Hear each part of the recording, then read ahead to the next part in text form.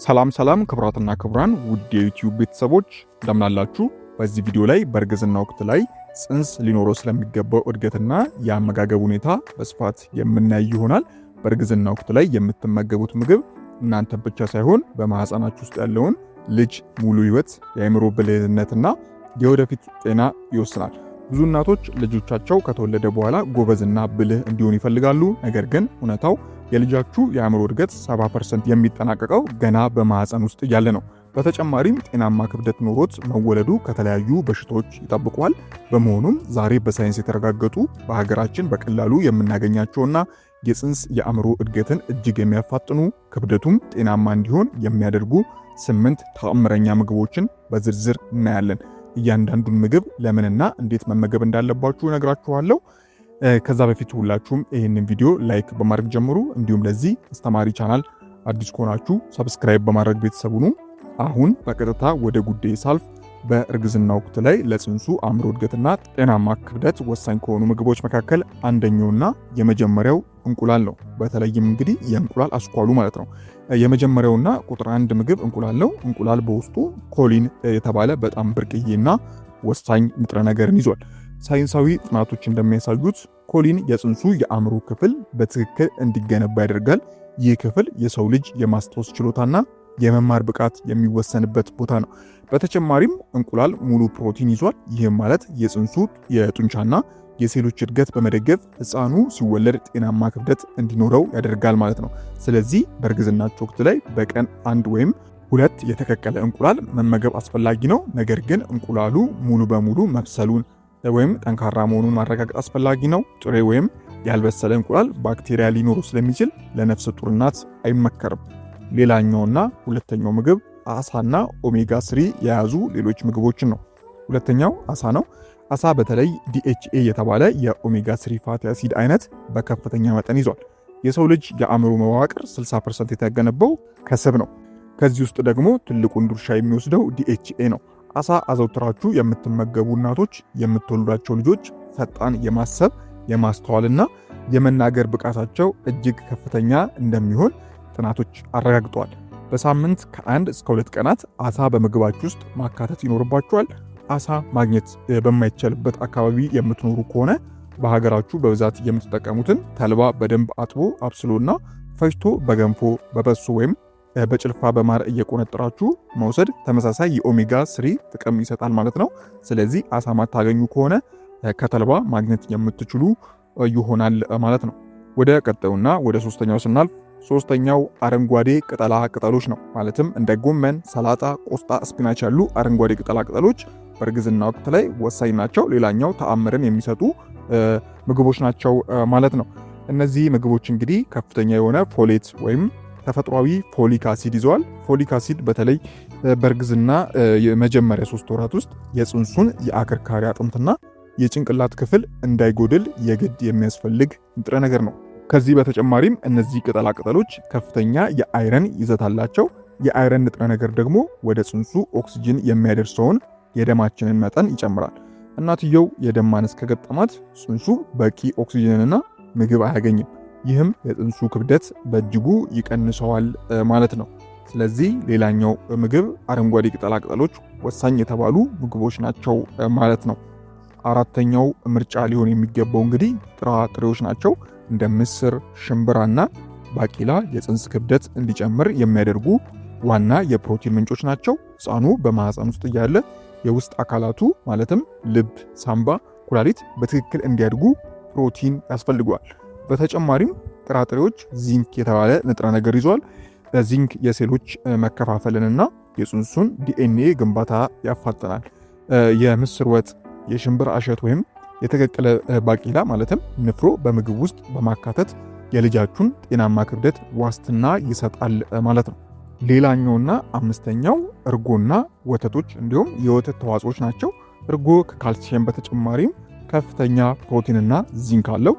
ነፍሰ ጡር እናቶች እርጎ ሲመገቡ በማህፀን ውስጥ ላለው ሕፃን የአጥንት ጥንካሬና ለክብደት መጨመር ከፍተኛ አስተዋጽኦ ያደርጋሉ ማለት ነው።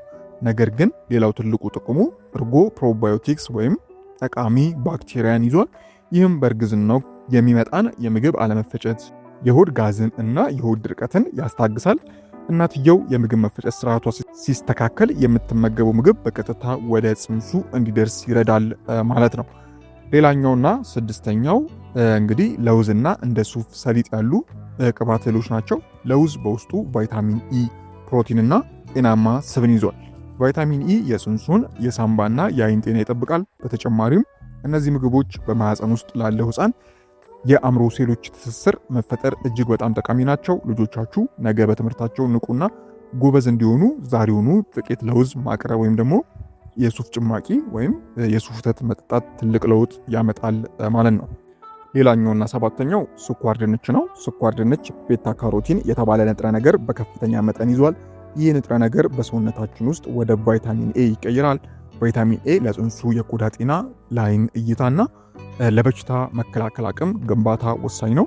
በተጨማሪም ስኳር ድንች ጤናማ ካርቦሃይድሬትና ፋይበር ስላለው እናቶች በቀን ውስጥ የሚኖራቸውን ጉልበት ይጨምራል። የጽንሱንም የክብደት በተመጣጣኝ ሁኔታ እንዲጨምር ያደርጋል ማለት ነው።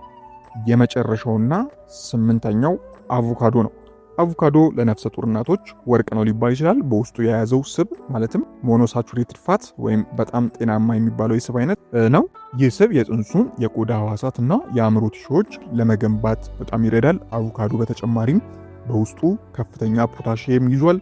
ፖታሺየም እናቶች በእርግዝና ወቅት የሚመጣባቸውን የእግር መኮማተር እና የደም ግፊትን ለመቆጣጠር ይረዳል ማለት ነው። በቀን ግማሽ አቮካዶ መመገብ ለእናቱም ሆነ ለልጁ እጅግ ድንቅ መፍትሄ ነው ማለት ነው።